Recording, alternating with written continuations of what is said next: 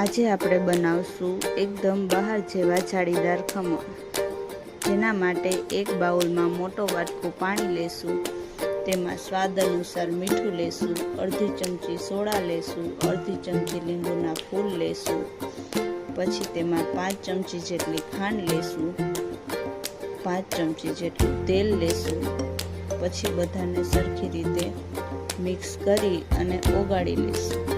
પછી તેમાં 2 વાટકા ચાળેલો ચણાનો લોટ લેશું.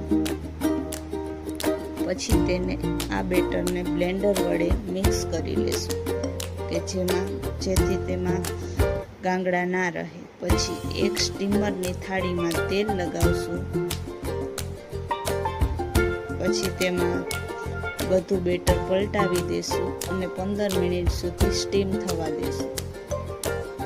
પછી 15 મિનિટ પછી સ્ટીમ થઈ જાય પછી તેમાં વઘાર કરી અને તૈયાર થઈ ગયા છે આપણા જાળીદાર ખમણ.